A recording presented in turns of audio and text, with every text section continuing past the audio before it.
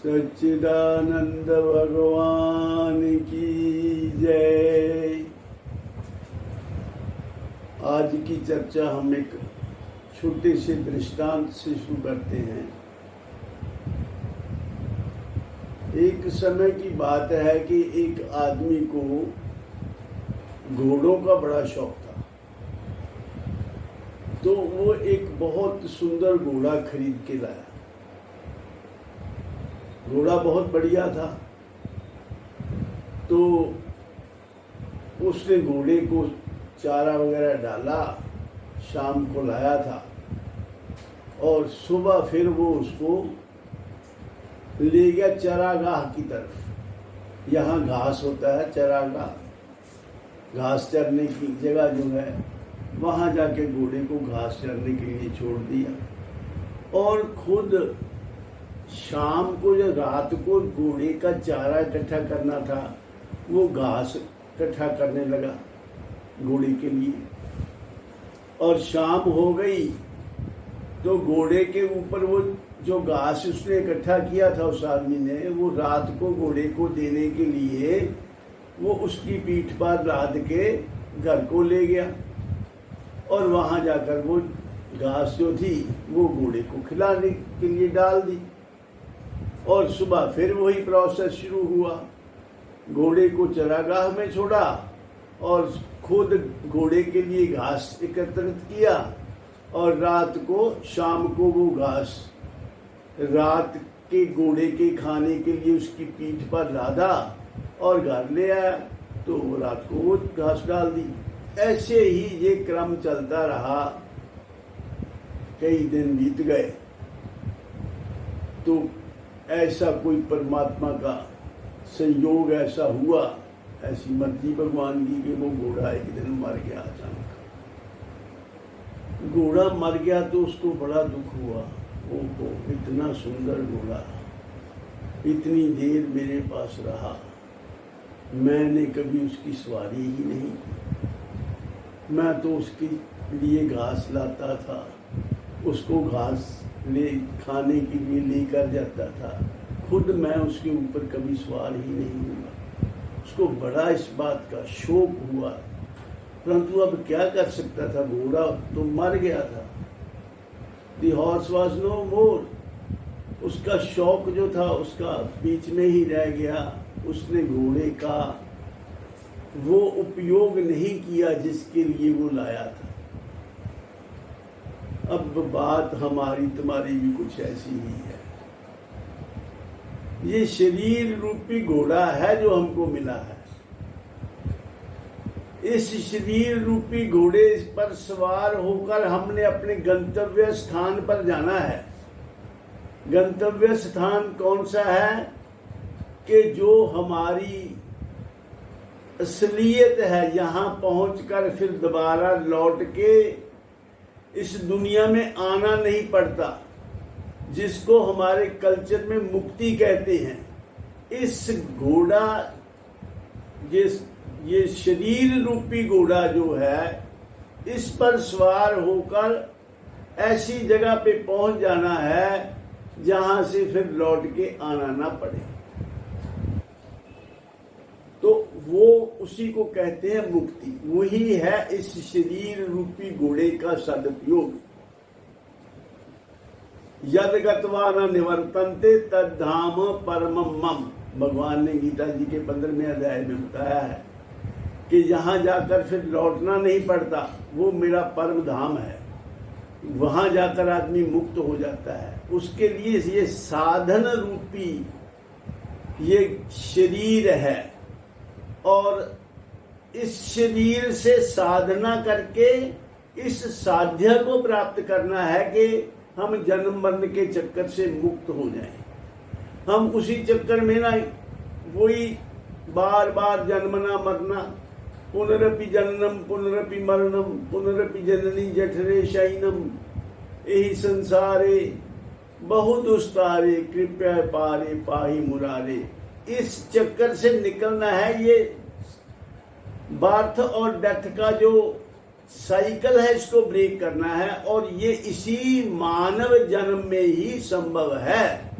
बाकी जो 84 लाख कहते हैं योनियां हैं, उनमें ये संभव नहीं है, क्योंकि वो सभी योनियां जो हैं मानव योनि के अलावा बाकी जो योनियां हैं, बाकी शरीर जो हैं, वो भोग योनि है। उसमें अपने किए हुए कर्मों को भोगने के लिए वो शरीर मिलते हैं।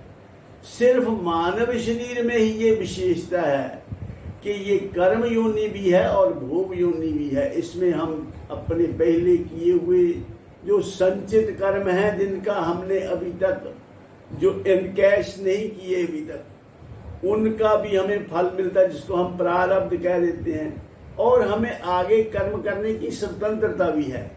तो ऐसा ये मनुष्य जन्म जो मिला है, इसका लाभ यही है कि हम कुछ ऐसा कर लें जिससे फिर दोबारा हमें जन्म ना लेना पड़े।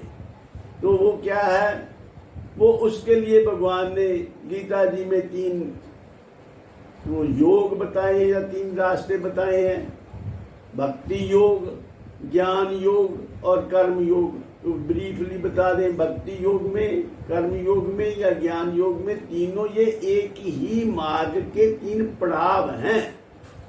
अंत में जो हमने प्राप्त करना वो ज्ञान है।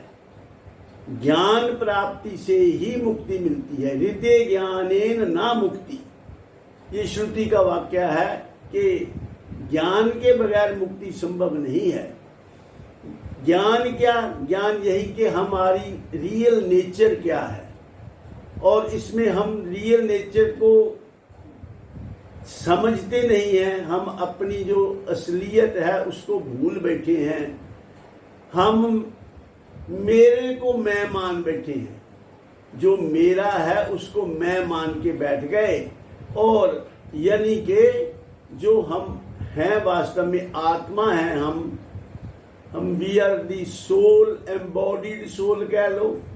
तो लेकिन हमने अपने आप को मान लिया बॉडी, जबकि हम बॉडी है नहीं, हम शरीर में हैं।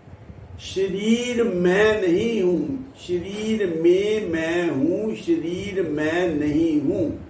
ऐसा जब हमें अनुभव में आ जाए तो फिर हमें जो हम शरीर से जो भी कर्म कर रहे हैं वो कर्म हमारे नहीं माने जाएंगे। वो शरीर द्वारा किए गए कर्म हैं, उनकी जिम्मेदारी हमारे ऊपर नहीं है। वास्तविकता भी यही है कि सब काम तो प्रकृति में हो रहे हैं, और हम अपने अज्ञान के कारण उसको स्वयं करता हुआ मान लेते हैं। प्रकृति एव च कर्माणि क्रियमाणानि सर्वशः यः पश्यति तथात्मान मग्नतारं स पश्यति। जो सभी काम प्रकृति में किए हुए मानता है और अपने आप को अकर्ता मानता है, वो ही ठीक जानता है। यह पश्यति स पश्यति मीन्स वो ही ठीक देखता है, वो ही ठीक जानता है, जो अपने आप को अकर्ता मानता है। जैसे देखो, सूरज की रोशनी में सब काम हो रहे हैं, अच्छे काम भी हो रहे हैं, बुरे काम भी हो रहे हैं, पाप भी हो रहे हैं, पुण्य भी हो रहे हैं। सूरज की रोशनी में हो रहे हैं। जब रोशनी बिल्कुल नहीं होती, सब लोग सो जाते हैं, संसार सो जाता है, जंगल में भी जो हिंसक प्राणी हैं वो भी सो जाते हैं। तो सूरज की जब रोशनी नहीं होती तो कोई काम नहीं होते, और सूरज की रोशनी में सब काम होते हैं। लेकिन सूरज को उन कामों का भागीदार नहीं माना जा सकता। कोई कुछ भी करे, सूरज उसका जिम्मेदार नहीं है।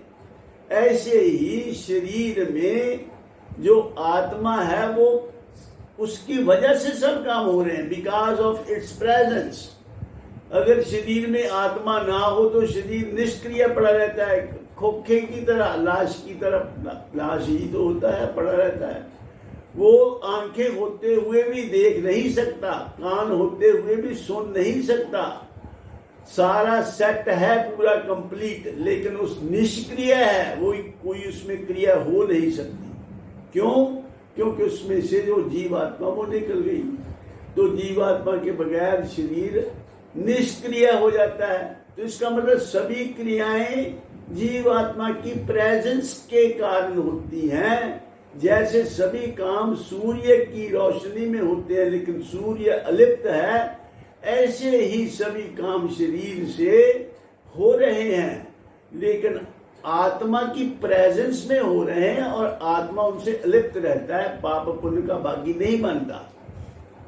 ये ज्ञान जब आपको हो जाता है कि मैं तो आत्मा हूं, मैं शरीर नहीं हूं, ये हम बोलते तो हैं कभी कभी ऐसे कि मेरा शरीर थक गया, मेरा शरीर आज ठीक नहीं है। अब हम मेरा मेरा बोलते हैं सब, ये मेरे हाथ हैं, ये मेरे पैर हैं, ये मेरा सिर है, सब कुछ शरीर के सभी अंगों को है क्या शरीर? सभी अंगों को मिला करके जो बनता है उसको हम शरीर कहते हैं। जैसे साइकिल के पुर्जे सब अलग अलग हों तो सबको जब असेंबल कर देते तो उस साइकिल नाम की संज्ञा को प्राप्त होता है। ऐसे ही हमारे अलग अलग ये जो हमारी काम करने वाली इंद्रियां हैं, कर्म इंद्रियां हैं, और अलग अलग हमारे शरीर के जो भाग हैं, जब ये इकट्ठा होता है तो इसको शरीर कह देते हैं। तो ये है नहीं, मैं ये है नहीं, ये मेरा है, लेकिन हम इसको मैं मानकर अपने आप को शरीर के गुण धर्म से आरोपित कर लेते हैं। ये हम स्वयं अपने अज्ञान के कारण फंसते हैं और ये झगड़ा हमने ही डाला है। झगड़ा तू ही पाया, तू ही इसे निवेड़, औरों से सुलझे नहीं यही अटपटी फेर, यही अटपटी फेर आप सुलझावे सुलझे और लगावे हाथ तो उल्टा दुगनो उलझे।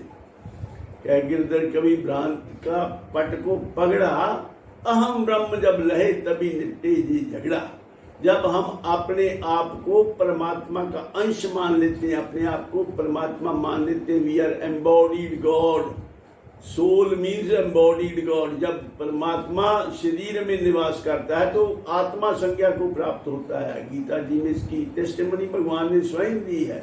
भगवान यूं थोड़ा बोलते हैं, भगवान कहते हैं अहम आत्मा गुडाकेश सर्वभूताशय स्थित, अहम आदिश्च मध्यम च भूतानां अंत एव च। और फिर आगे ये भी कहते हैं भगवान, उपद्रष्टा अनुमंता च भर्ता भोक्ता महेश्वर परमात्मेति चाप्युक्तो देहेस्मिन् पुरुषः परः। इस शरीर में जो पुरुष है, जो आत्मा है, वो मैं ही हूँ। मैं उपद्रष्टा हूँ, देखने वाला हूँ, नजदीक से साक्षी हूँ। मैं महेश्वर हूँ, शरीर में रहते हुए भी मैं शरीर से अलिप्त रहता हूँ। शरीर के कर्मों से मेरा कोई लेना देना नहीं है। जो कर्म तो शरीर करता है, शरीर भोगता है। इंद्रियां कर्म करें तू भोगे मूर्ख निप्ट अनाड़ी, क्यों गई तेरी मत मारी। तू अपने आप को कर्ता मान लेता है, अपनी मान्यता के कारण ही फंस जाता है। एक छोटा सा दृष्टांत लेते हैं, जल्दी जल्दी मान लो किसी गांव में चोरी हो गई, जब मर्डर हो गया तो वहां बड़े पुलिस ऑफिसर आए, सब लोगों को इकट्ठा किया तो पता करने के लिए कि किसने मर्डर किया है।